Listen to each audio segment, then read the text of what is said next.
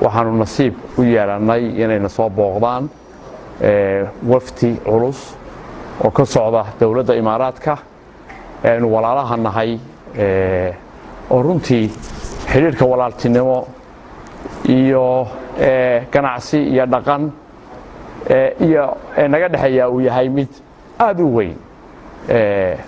waxaan uga mahadcelinaynaa wafdiga maantana soo booqday ee walaalaha dowladda Imaaraadka. waxaanu hadda joognaa airportkii internationalka ahaa ee Boosaaso.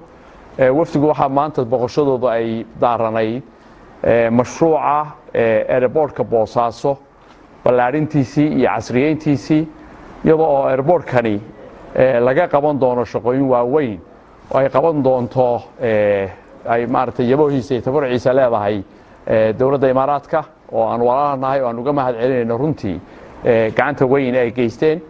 waliba maaha mashruucan kaliya, mashaariic badan oo kale bay dowladda Imaaraadku gacan ka geysan doontaa. runtii waa guul taariikhi ah oo dowladda shacabka Puntland iyo maamulkiisu aysan ilaawi doonin.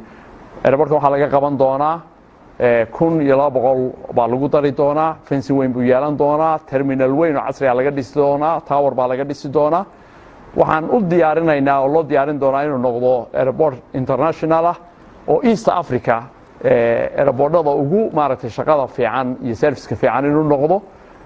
mashkuur baan leenahay, waa uga mahadcelinaynaa runtii walaalahayo. dadka reer Puntlandna waxaan rajaynaynaa maadaama ay tahay Boosaaso magaalada ganacsiga ee dhaqaalaha oo runtii ganacsigeeda in lagu xidho dunida oo dhan ay baahi u qabto. wuxuu noqon doonaa airport weyn oo cargo ah, wuxuu noqon doonaa airportada ugu shaqada fiican East Africa.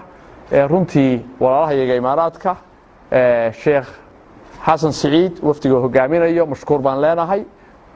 ilaahay maaragtay jazakallahu khayr wa jazaak baan leenahay walaalada iyo soo booqshayda soo booqdeen.